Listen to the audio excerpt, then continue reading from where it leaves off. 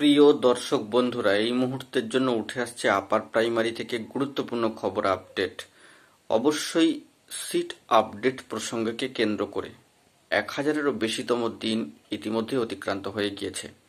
কিন্তু লক্ষণীয় বিষয় যে গেজেট রুলকে মান্যতা দিয়ে ইন্টারভিউর 15 দিন আগে পর্যন্ত যাবতীয় শূন্যপদ আপডেট করে এই নিয়োগ প্রসেসকে অবশ্যই কমপ্লিট করতে হবে। এই দাবিতে ইন্টারভিউ বঞ্চিত আপার প্রাইমারি চাকরিপ্রার্থী বৃন্দ তথা বঞ্চিত আপার প্রাইমারি চাকরিপ্রার্থী বৃন্দদের তরফ থেকে এই মর্মে কিন্তু বার্তা রাখা হচ্ছে।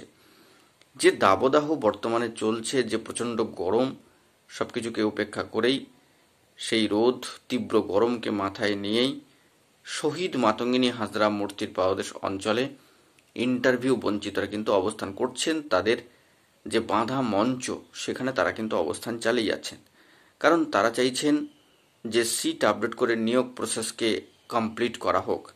এই মর্মে তাদের যে কর্মসূচি, তাদের যে অবস্থান ধর্ণা, তা রেগুলার বেসিসে কিন্তু চলছে এবং সেটা 1030 দিনেরও বেশি দিন কিন্তু অতিক্রান্ত হয়ে গিয়েছে ইতিমধ্যেই। বিষয়টা একটু খেয়াল করবেন, 1030 দিনেরও বেশি, একটু একটু করে তা কিন্তু এগিয়েই চলেছে। সিট আপডেট কবে হবে এই মর্মে অনেক প্রশ্ন উঠছে। কবে সিট আপডেট হবে, কবে প্রার্থীদের ভাগ্য খুলবে, কবে বঞ্চিতদের ভাগ্যে রদবদল আসবে।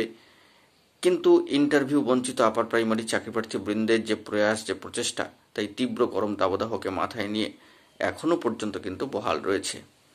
তো দেখা যাক পরবর্তী ক্ষেত্রে এই প্রসঙ্গে কি খবর উঠে আসে, কোনো স্টেপ বা কর্মসূচি নতুন করে নেওয়া হয় কিনা। কিন্তু একটা বিষয়ে তারা কিন্তু অনড়, যে সিট আপডেট করে নিয়োগ প্রসেসকে গেজেট রুলকে মান্যতা দিয়ে সম্পন্ন করতে হবে এই মর্মে। এখন এটুকুই, ভালো থাকবেন, ধন্যবাদ।